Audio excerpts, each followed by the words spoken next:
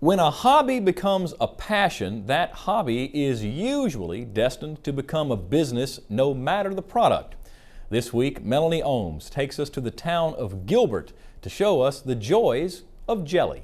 A lot of stirring goes on out here.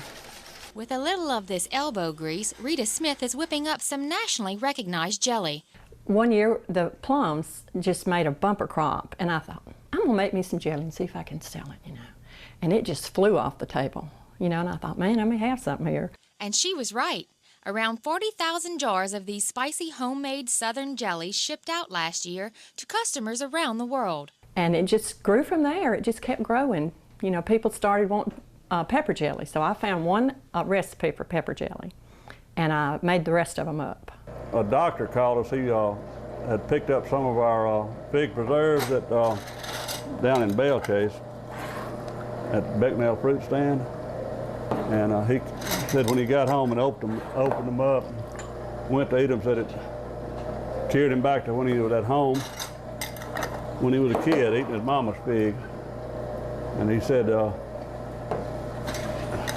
we wasn't just selling jelly or figs, we were selling memories also. From creative new combinations to time-honored favorites, the Ole Homestead produces around 40 different flavors, made the old-fashioned way. This is our mayhaw juice. We've cooked it off and strained it. I'm going to add it to my dish pan. And we still make it in small batches. Just fire up the burners, stir in some pectin, pour in the sugar, and you're on your way.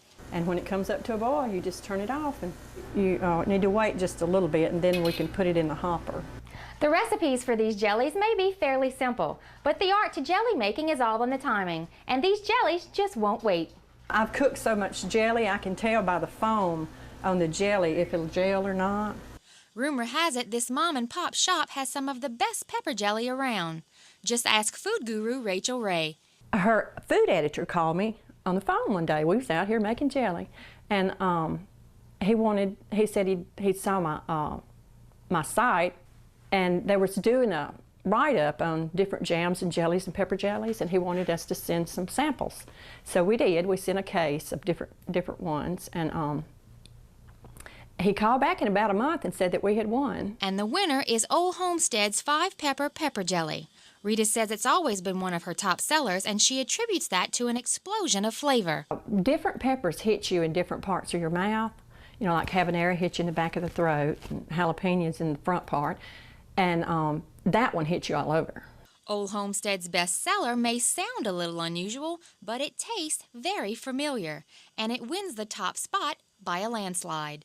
Crawfish pepper jelly, and by far it's like 20% of our sales. And what exactly goes into crawfish pepper jelly? Everything you put in a pot to cook crawfish, except crawfish.